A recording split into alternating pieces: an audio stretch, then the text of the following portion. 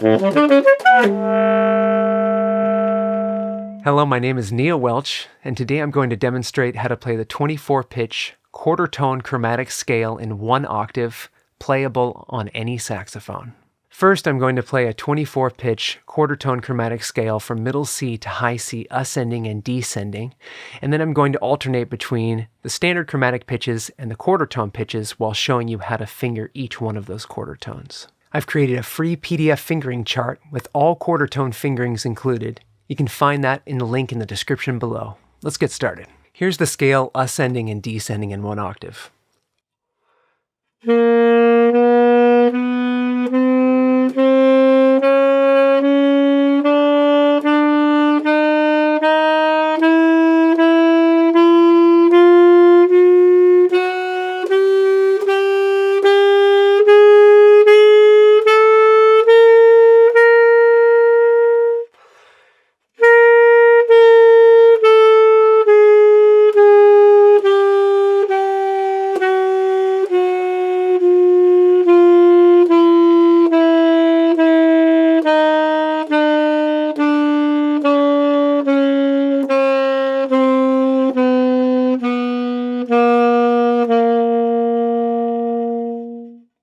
Let's go ahead and play the scale.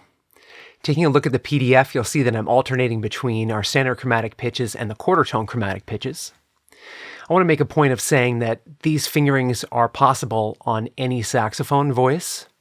However, there is going to be an issue going between one of the pitches on bari, and then there's also going to be some slight differences in fingerings that we can talk about if you were to make an alteration to the horn. But just bear in mind that all the fingerings we're using here, you don't need any modifications to the horn whatsoever. Let's go ahead and play it. So I'm starting from middle C, and then I'm going to play my C quarter step sharp.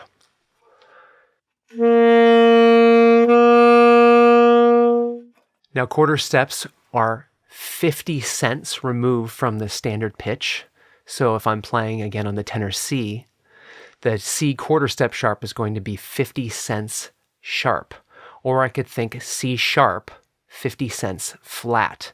So our quarter step is going to be right in between those notes. I think that's a real point that I need to mention there.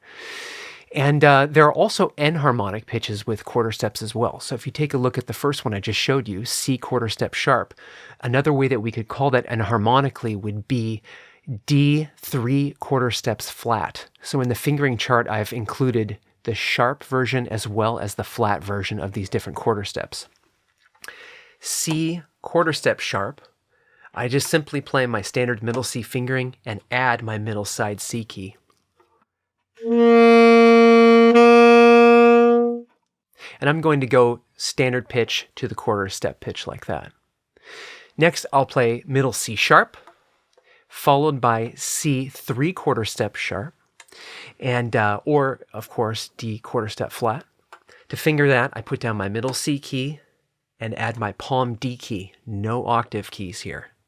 So C sharp.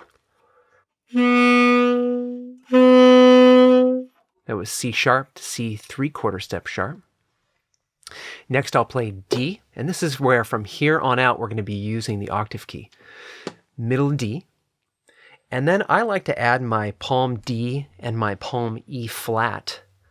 It can also work just to do your palm D, but here's a good point to mention that, every horn, every player is different, and you should really experiment on your instrument to find venting what keys might actually help you raise or lower the pitch a little bit.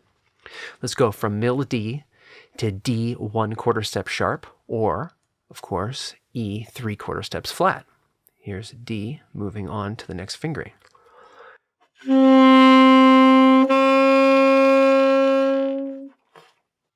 Next we'll play D sharp, then into D 3 quarter step sharp, or E 1 quarter step flat.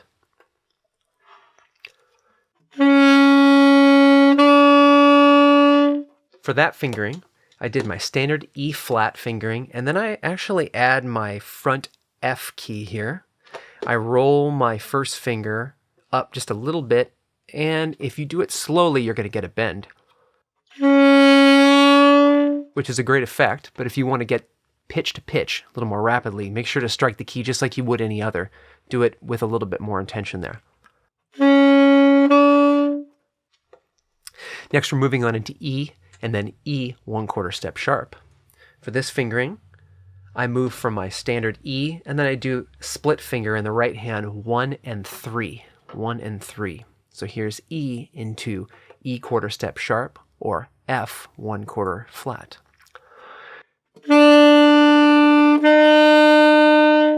Now it's here for our bari players that you're going to need to do a different fingering because the lower right hand stack is just built a little bit differently on the bari. For this one, what I will do is play middle E, and then I add my low C sharp key and my E flat key. So E plus C sharp and E flat, which will raise the pitch. That doesn't really do a whole lot for me on the other voices, soprano, alto, tenor, but it works great on bari. Moving from F now to F 1/4 sharp. This one I'm going to add 1, 2 plus my side F sharp key.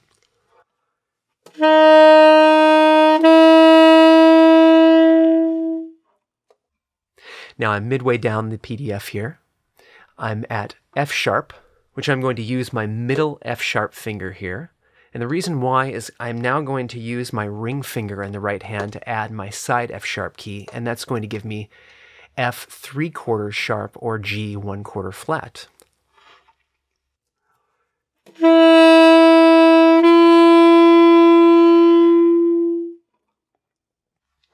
Now I'm moving on to G. G 1/4 step sharp. I like to use my low B flat key here. You could, of course, use G sharp and just barely open that key, but I like to use my low B flat key because it just gives me a little bit more elasticity and helps me be able to feel the motion of that key opening just a little bit. Now, I mentioned earlier that you don't need any modifications to the horn to be able to play any of these fingerings. There is a modification that you can do to your D key in the right-hand stack, but this requires you to go to Repair Technician and have that modification made, which also affects the action of the horn. And this horn is not set up that way, so I'm going to show you just this different fingering here. So G, add your B flat key, and just open a tiny bit.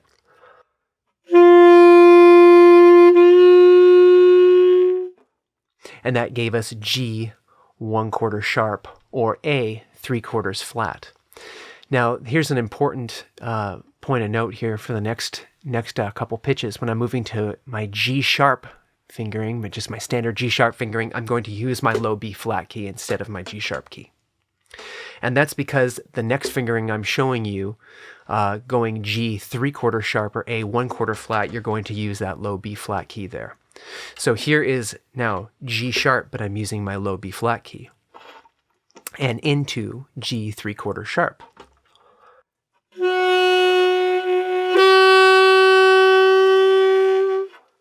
My G 3/4 sharp, I'm fingering 1, 2, 1, 3, and my low B flat key.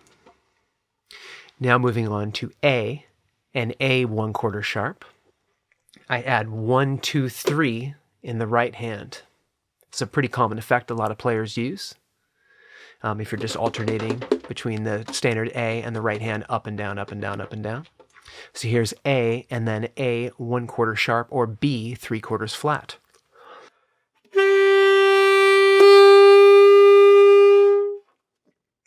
Next fingering, B flat, or A sharp, into A 3/4 sharp, or B 1/4 flat. We're at the bottom of the PDF now here. I'm going to use bis B flat fingering here. And that's because I'm going to add my side B flat in order to get that A 3/4 sharp, or the B 1/4 flat.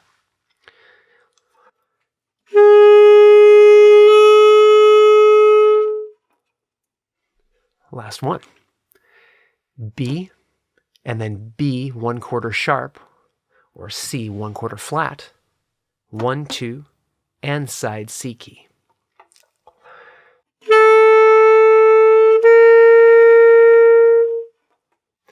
Now here's the entire scale one more time from the beginning. I'll play it ascending and descending. 1, 2, 3.